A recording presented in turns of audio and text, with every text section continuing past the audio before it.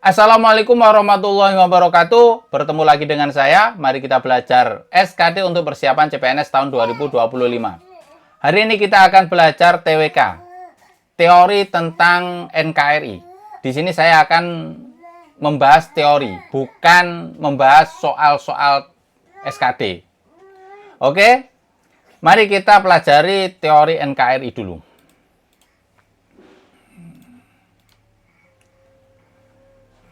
NKRI. NKRI itu sendiri kepanjangan dari Negara Kesatuan Republik Indonesia. Nah, di sini ada apa namanya? Bentar. K ini kan kepanjangan dari kesatuan. Kesatuan, padahal negara kita ini banyak bermacam-macam kebudayaan, suku, terus istilahnya itu kebinekaannya itu banyak. Kebinekaan adat, kebinekaan suku. Ada beberapa agama yang ada di Indonesia. Oleh sebab itu, semboyannya kita adalah Bhinneka Tunggal Ika. Di mana artinya Bhinneka Tunggal Ika ini adalah berbeda-beda tapi tetap satu tujuan. Tujuan dari NKRI dan BTI, Bhinneka Tunggal Ika, ini kan apa namanya? Tujuannya itu adalah persatuan dan kesatuan. Persatuan dan kesatuan. Bagaimana suku yang berbeda-beda, adat yang berbeda-beda, bahasa yang berbeda-beda bisa disatukan. Makanya semboyannya kan Bhinneka Tunggal Ika. Berbeda-beda tapi tetap satu tujuan. Kita berbeda-beda, tapi bagaimana kita bisa bersatu? Jadi tujuan dari NKRI dan BTI ini adalah persatuan dan kesatuan. Karena kita bertujuan persatuan dan kesatuan, selayaknya kita mempelajari yang namanya integrasi nasional dan wawasan Nusantara. Selanjutnya kita belajar ini, integrasi nasional dan wawasan Nusantara. Oke, kita bahas sejarahnya NKRI dulu. NKRI ini awal mulanya itu apa namanya? Jepang memberikan janji kepada negara Indonesia. Jepang itu kan perang dengan sekutu. Jepang ingin menang. Jepang agar mendapatkan bantuan dari orang Indonesia, maka orang Jepang memberikan janji. Kalau orang Jepang menang dalam dalam perang dengan sekutu, maka Jepang akan memberikan hadiah kemerdekaan. Sebenarnya Jepang ini ingin bantuan pasukan lah dari Indonesia. Maka oleh sebab itu Jepang mendirikan BPUPKI. Badan Penyelidik Usaha-Usaha Persiapan Kemerdekaan Indonesia, ya, BPUPKI, Badan Penyelidik Usaha-Usaha Persiapan Kemerdekaan Indonesia.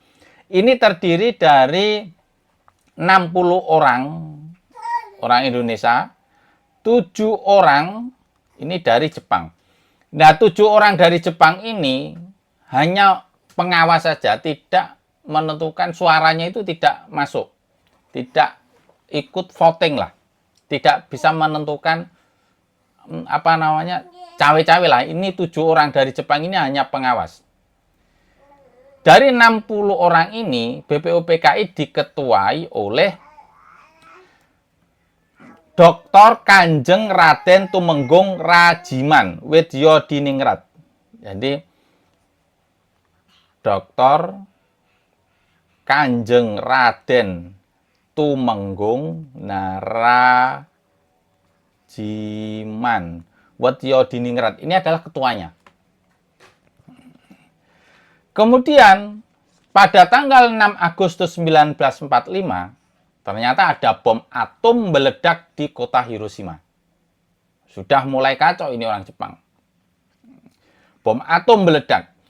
Karena dirasa persiapan untuk kemerdekaan ini sudah siap, maka BPUPKI ini dibubarkan. Lalu dibentuklah PPKI, di mana PPKI ini adalah Panitia Persiapan Kemerdekaan Indonesia. Panitia Persiapan Kemerdekaan Indonesia. Ini berdiri pada tanggal 7 Agustus 1945. Kemudian tanggal 9 Agustus 1945, bom atom terjadi lagi di Jepang, yaitu di kota Nagasaki, meledak. Nah, ini sudah kacau ini Jepang ini. Bom kedua di Nagasaki, bom keduanya ini yang bom kota Nagasaki ini sudah kacau balau. Akhirnya Jepang menyerah kepada sekutu, menyerah tanpa syarat kepada sekutu. Pada tanggal 10 Agustus 1945, Sultan Syahrir mendesak kemerdekaan Indonesia. Nah, ini kan Sultan Syahrir itu kan siapa? Sultan Syahrir kalau nggak salah itu mendengar bahwa Jepang menyerah kepada sekutu. Itu kalau nggak salah Sultan Syahrir yang mendengar berita dari radio itu bahwa Jepang menyerah dari sekutu. Salah. 10 Agustus mendesak kemerdekaan Indonesia. Kemudian pada tanggal 15 Agustus 1945, nah, sudah jelas bahwa Jepang menyerah pada sekutu. Oleh sebab itu, pada tanggal 16 Agustus 1945, Sultan Syahrir dan golongan para pemuda menculik Soekarno dan Hatta, dibawa ke Rengas Dengklok. Dimaksudkan agar secepatnya Pak Soekarno itu memproklamasikan kemerdekaan Indonesia. Dipaksa oleh para pemuda. Nah, ini hebatnya para pemuda ini. Dibawa ke Rengas Dengklok, Soekarno dan Hatta ini dibawa ke Rengas Dengklok ini agar Pak Soekarno ini tidak terinferensi, terkena bujukan lah, terinterferensi orang-orang Jepang. Makanya Pak Soekarno dan Pak Hatta ini oleh para pemuda dibawa ke Rengas Dengklok dan dipaksa untuk secepatnya proklamasi. Hebatnya pemuda di sini. Ini ya pemuda lah hebat. Akhirnya pada 17 Agustus 1945, Pak Soekarno memproklamasikan kemerdekaan Indonesia. Ini masih proklamasi. 17 Agustus 1945 ini masih proklamasi. Belum terlahir NKRI. Nah, pada 18 Agustus 1945, esok harinya setelah proklamasi, PPKI mengesahkan Undang-Undang Dasar 1945 dan terbentuklah NKRI. Jadi Pancasila sebagai lambang negara itu ya tanggal 18. Itu bukan 17, tapi tanggal 18 setelah proklamasi. Itu sejarah berdirinya NKRI. Kemudian terbentuknya NKRI ini apa sih NKRI itu?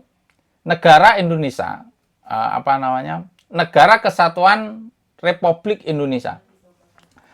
Ini tercantum di Undang-Undang Dasar 1945 pasal 1 ayat 1 yang berbunyi negara Indonesia ialah negara kesatuan yang berbentuk republik. Nah, pasal ini tidak bisa dirubah, nggak boleh dirubah. Walaupun pasal-pasal yang lain bisa diamandemen, bisa dirubah. Tetapi untuk pasal 1 ayat 1 ini tidak bisa dirubah. Tidak bisa dirubah. Kenapa nggak bisa dirubah? Karena kalau pasal 1 ayat 1 ini dirubah, maka negara kita berubah. Ya hancur, negara kita ya rusak. Karena berubah, bukan lagi Negara Kesatuan Republik Indonesia. Ya bisa yang lain. Berarti runtuh ini kalau pasal 1 ayat 1 ini diamandemen. Jadi pasal 1 ayat 1 itu berbunyi negara Indonesia ialah negara kesatuan yang berbentuk republik. Kesatuan berbentuk republik. Republik itu artinya kedaulatan itu di tangan rakyat yang memilih wakil-wakilnya. Jadi kekuatan tertinggi pemerintahan tertinggi itu ada di tangan rakyat kalau republik. Di tangan rakyat. Kalau kesatuan, ini kesatuan, negara kita berbentuk kesatuan. Bukan seperti negara-negara negara yang lain, negara seperti negara Amerika. Lah negara Amerika itu banyak negara kesatuan. Jadi ada negara-negara kecil-kecil kemudian bersatu. Seperti Malaysia itu kan ada negara-negara kecil-kecil itu. Malaysia, Australia. Tapi kalau Indonesia bukan seperti itu, tapi kesatuan. Konsep NKRI ini dijelaskan pada pasal 18 ayat 1 sampai 4. Yang pertama, ayat 1 itu tentang NKRI dibagi menjadi provinsi, dibagi provinsi. Kemudian provinsi itu dibagi menjadi beberapa kabupaten atau kota. Nah, dari beberapa kabupaten itu dibagi-bagi menjadi pemerintah daerah. Ini bisa kecamatan. Kecamatan ini dipecah-pecah menjadi desa. Pemerintah daerah yang diatur oleh undang-undang.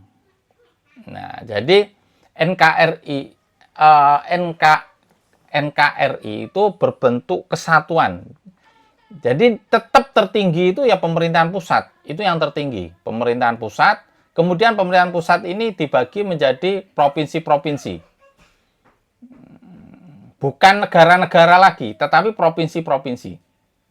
Dari provinsi dibagi-bagi menjadi kabupaten, satu, kabupaten 2, atau dipecah menjadi kota. Dari kabupaten ini dipecah kecamatan ini. Dari kecamatan dipecah desa. Nah, desa. Kemudian ayat 2 ini tentang otonomi daerah. Kalau negara negara seperti Amerika itu federasi kalau nggak salah. Negara-negara seperti Amerika, Malaysia, Australia itu memiliki negara-negara kecil, dan negara-negara kecil itu bisa mengatur negaranya sendiri. Itu adalah kalau negaranya seperti Amerika, Malaysia, Australia seperti itu. Tetapi kalau negara Indonesia, NKRI tidak. Tetapi ada istilah otonomi daerah. Otonomi daerah itu daerah bisa mengelola kekayaan alamnya sendiri, mengatur daerahnya sendiri, tetapi tetap dikontrol oleh pemerintah pusat. Itu kalau otonomi daerah, kalau NKRI negara kita.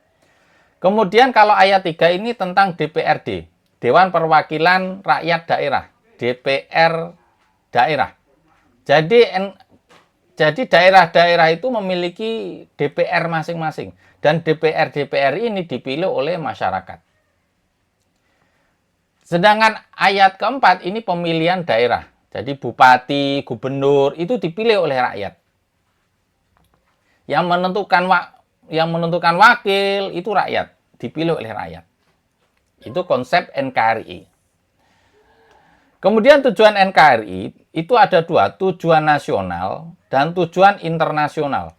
Kalau tujuan nasional itu adalah melindungi segenap dan seluruh tumpah darah Indonesia, memajukan kesejahteraan umum, dan mencerdaskan kehidupan bangsa. Ini tujuan nasional, mencerdaskan, memajukan kesejahteraan, melindungi segenap seluruh tumpah darah Indonesia. Kalau tujuan internasional ialah ikut serta melaksanakan ketertiban dunia yang berdasarkan kemerdekaan, perdamaian abadi, dan keadilan. Tapi politik luar negerinya Indonesia ini bebas aktif. Bebas aktif. Bebas aktif itu bebas aktif itu seperti ini. Semisal Palestina dibantai oleh Israel, kita itu boleh mengecam Israel, mengecam Israel, jangan genosida, jangan menjajah Palestina, itu nggak boleh.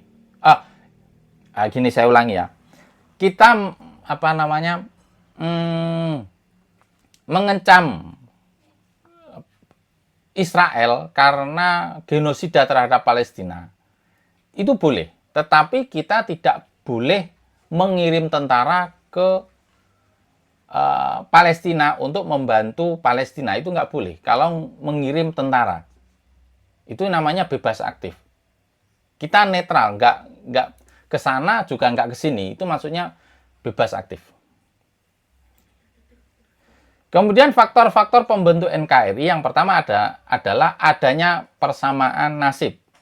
Karena sama-sama senasib, sama-sama dijajah oleh Belanda, sama-sama dijajah oleh Inggris. Karena ada persamaan senasib, sama-sama dijajah, maka kita ingin merdeka. Terus yang kedua, adanya keinginan bersama untuk merdeka. Karena sudah capek, sudah lelah dijajah, bangsa Indonesia itu ingin merdeka. Ingin merdeka.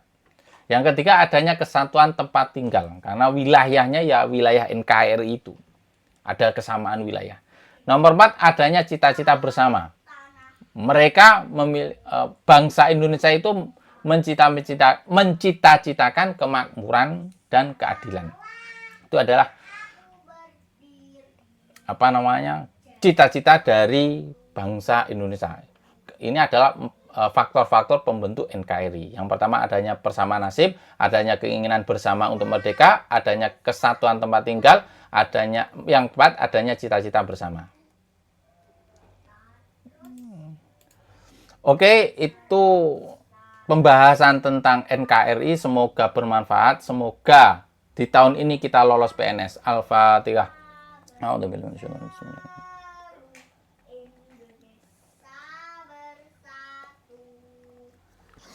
Terima kasih. Assalamualaikum warahmatullahi wabarakatuh.